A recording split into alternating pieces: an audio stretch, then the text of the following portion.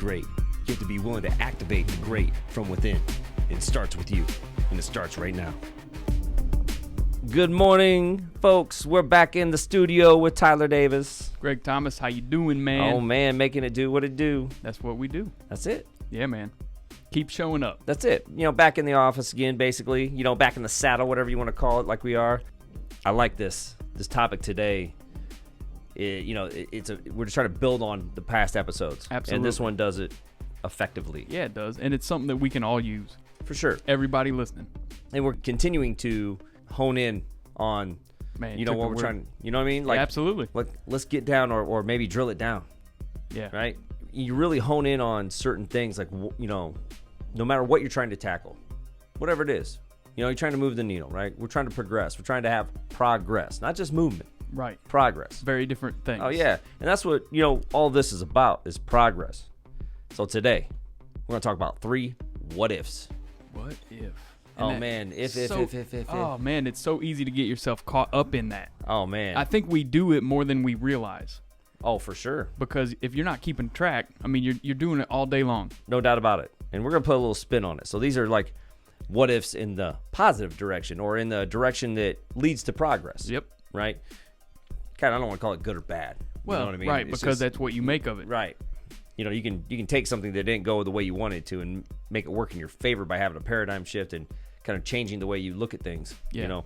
And, you know, so today, 3 what ifs, we're going to just get into it. What if you were able to drill things down?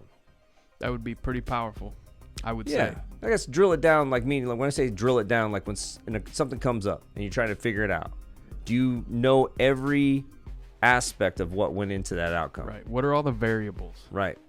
And until you drill it down and really decipher it, Yeah. I mean, how do you know where things went right or wrong? It's no different than a loan application. Absolutely. Right? When something changes Right. on a loan, right? Where did it take place? Where did it take place? Was it the income? Was it the assets? Did something pop up on credit, like new debt? What was it? Oh, we have a debt to income ratio problem, like we lost on our approval. Wait a minute. Right. Let's drill this down. Yeah. Is Exactly. everything right? Okay, did everything that would lead to the outcome we want, did that happen? Correct. So it's just a metaphor for whatever you may be working on right now that didn't go the way that you thought. Have you really thought about the outcome itself and walked it backwards? And that's what we're talking about. Walking it backwards, I think, is a big thing to make sure that we get from this. Because, like, okay, if you have found yourself in a specific outcome, let's say you don't like that Right. outcome, what all went into that to lead to that outcome? Whether it's interactions with other people, whether it's professional, whether Right. it's spiritual, right? Whether it's relational, All kinds of things. right? You know, like you think about some things that, you know, you and I talked about, like, you know, when you're raising kids, when you're dad, what it means to be a parent. You know, there's things that you're going to go through and you're like, man, how did we get here? Yes. Right? And the best thing you can do, sensible, or one of my favorite power words, pragmatic, Yeah. is to drill it down, remove yourself from the situation. Like, all right, here's really what Yeah. this led to this. This is how I had a hand in it. So, like, when these outcomes, when things happen, if you think you didn't have a hand in it, You do. oh, come on. Definitely. And it does, like you said, it's powerful to sometimes have the 30,000 foot view approach of things. You can see a way better grasp of the whole situation. Oh, it is. And it really starts with checking the ego at the door a little bit, you know, detached from that. Well, you know? yeah, and I think if people do drill these things down like we're asking them to do, that's going to have to happen. Yeah, The ego's going to have to separate. Right. Well, the easiest way to combat ego is humility. Mm-hmm. So let's say something, you had a big hand in an outcome you didn't like. Own it. That's the biggest thing. Don't pass the buck, man. People know. I mean, it's not like you can use. You're not saying something they're not aware of. No doubt. And like when that starts going down, trust me, they want to get off the phone as fast as you do. Right. You know? Facts. Facts. So drilling it down, like really thinking about like what went into this, whatever it may be, fill in the blank. Right. You know, like, you know, hey, I got looked over for that, you know, opportunity. Yes. Okay, well, I know that's the outcome, but Right. what could have led into that, you Right. know? And really just hold yourself accountable as you're doing this, drilling it down, Yeah. right? And don't assess good or bad. Right. You know, just take down the facts. Even if that means getting out a sheet of paper, like you're looking at the instructions on how to complete something. Yeah. I mean, each step has to, but like you said, walk it backwards. Sure. Start from the outcome, work it back to where it started. And this is really for folks that really want to do something about whatever they're, struggling with. Right. Okay. Or like, their, biggest growth opportunities, if you want to say it that way, And really what this goes into is like number 2. What if you understood why you do the things that you do? Man, you have to understand the things that you do. But I think a lot of times it's so easy to get caught up and glaze over. Mm-hmm. Like, oh, why'd that happen? I don't know, it just did. Or the age-old thing of because. But yeah. Because why, man? Yeah, no doubt. But it's a choice to like really take a step back. That's why number 1's drill it down. Exactly. So once you drill it down, now the next step is to understand why. What went into this without good or bad. While you're doing this, you're like looking into what went into it. Okay, this is why I do these things. Drill it down. Right. Understand. Right? You're breaking down like, man, okay. Man, seek to understand. It is like, who else used to do this? Are you sure this is something, you didn't pick this up along the way? Trace it back. Trace it back. Yeah. You know what I mean? Is it something, like, are you one of those folks that said, I'll never be like my parents? I promise you're just like them. Well, yeah. Yeah. Not just like them, but you have tendencies. Sure, absolutely. There's common denominators that are there. Well, and if you're willing to understand them, you can find out if that's really who you are or who you got taught to be. Yes. Yeah. Those things will leave a lasting impression. I want to emphasize though, like when you do this is the golden nugget right behind it. Okay, you'll find out who you really are, which is like what we were talking about last week. When you start understanding why you do the things that you do, you will begin to understand who you really are versus who you were taught to be. Right. Is this the essence of who I am, or have I not been shown another way? Yes. That's a big, big step to be able to take that shift and really see things, in the mirror, so to speak, as they are. Well, yes, as they are. And then the, the next thing, number 3, you detach. What if you had the ability to detach from that? Well, so now you understand, you've broken it down. You've asked yourself, is this me or who I was taught to be? very and then you different. can detach from it. If it no longer is who you want to be, right, moving forward. Yes, this isn't. I'm willing to. There's another way. I'm willing to learn how to handle this. Yes. Right. Yep.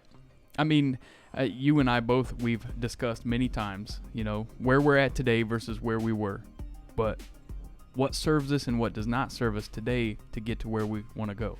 Oh. To be the men we want to be the fathers, the husbands, the businessmen, whatever it is. What do you got to detach from today? Well, it's just you're cutting the cord on a lot of things. And the detachment freedom episode that we did about 8 weeks ago really just got my brain going on this stuff and like really started thinking about like, what am I attaching to? Yeah. Like do you realize like, how many things are there that like, is that really you? But you have this part of you that's tethered to these things. When we did that episode, in my mind, I kept thinking about like Olympic runners and trainers that train for speed and sprint that will put a parachute on their back and sprint with it. Why?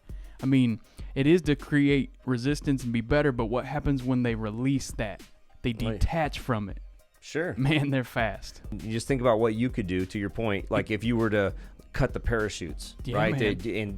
But we have to start with drilling it down, understanding like, oh, hey, what's behind me? Oh, right. Oh, and then understand, I can pull that cord. I can cut the cord. Yes. Yeah. Where is the resistance coming from? Exactly. How do I release it? It's like, what if we were able to detach from your phone, right? Yeah. Detach from conversations, detach from opinions, right? Like, do you really need to have an opinion about everything? You do not. Do you like? I would sit there and just start assessing things and just and sizing things up. You don't always have to be sizing something up. Yeah, that's part of the what if umbrella. It also is part of like how to stay stuck in your mind umbrella. You know what I mean? If you want to hang out between your ears, keep assessing everything you see. Okay. So that the what ifs are just so powerful. So what are we gonna do? What are our calls to action here? Right. Number 1, if you didn't take this away on the calls to action.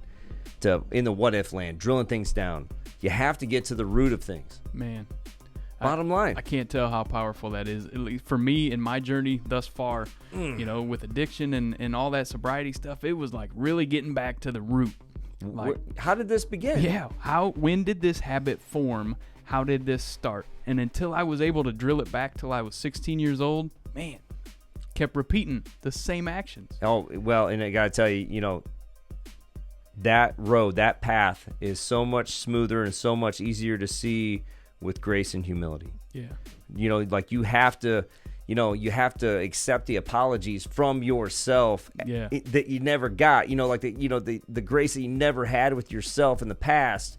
You got to let all that go. Man, and that's why these calls are so amazing for me, because that's something I'm still working on. Oh, we all are. Yeah, we are. And there's no shame in that. You know, I just think sometimes that, you know, we forget that part of being a human is being vulnerable. Yep.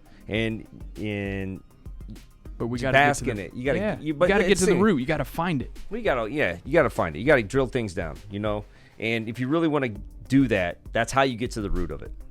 So, knowing thyself is like a superpower, okay? And that's what all this stuff is really doing, is getting us closer to that, which is why this is kind of a building block from last week. But, you know, another thing that you can do is make a list of habits that no longer serve you. Exactly. Yeah. Man, this is stuff that I do, biting your nails, whatever it may be. There's many habits, you know, within health and fitness and all those things. And we all know that there's power in written goals. I mean, for me, I have my written goals where they're at, but the flip side, make that list of the things that are the goals or habits that no longer serve you. Right, like whether it's make a mindset tangible. Even, you know what I mean? Like, you know, hey, this habit, this kind of like default opinion, yes, I don't really, deep down, I don't feel that way anymore. And that's okay. It is. It's part of the human experience, man. Make a list of those habits that no longer serve you. And lastly, pay attention to what you are attaching to. For example, gossip, opinions, and more importantly, the past. Right there. There. I mean, just in those three, right there, could clear up so many of the what ifs. Dude, you want to talk about you don't have time for anything? No, you don't. You have plenty of time. You just don't have capacity. Right. You don't have the mental capacity because you have all this other stuff ping-ponging around. No bandwidth. You know? Oh, man, you're like Forrest Gump winning the ping pong championship, man. Like, there's just too much action going on. How can you... I got caught up in it, too. All the noise. Something along those lines that one of the most powerful things in the movie Avatar, for me, that I took from that has been a lifelong lesson to speak to exactly what you're saying is, at one point they say, you cannot add to a glass that is already full. Right. There's no room. It's too much. Right. Max capacity already. That's so important. And I can't tell you, like, just in the short period of time that you and I have been focusing on this detachment thing, and now we're just kind of taking the next step within the past week of talking about, well, maybe we focus on what we attach to. Man, it's really powerful. You want to be able to free up some capacity. Check yourself, like, how much, you know, of you are you putting out there, just even with, you know, in your mind, tying into gossip, having an opinion on everything. Because there's only so much. Yeah. Not having grace with somebody, like on the road. Yeah. You know what I mean? That's a big one. And the biggest one of all is your past. Yep. Let it go. Just put it down, man. That's it. Keep it moving. We'll catch you next time. Want to take a quick minute to thank our sponsor, ccmindiana.com, for all your mortgage needs. Very competitive, ready to rock, ready to help you be a pre-approved buyer that can compete. Ready to get pre-approved for your next mortgage? Stop by ccmindiana.com and see how we can help.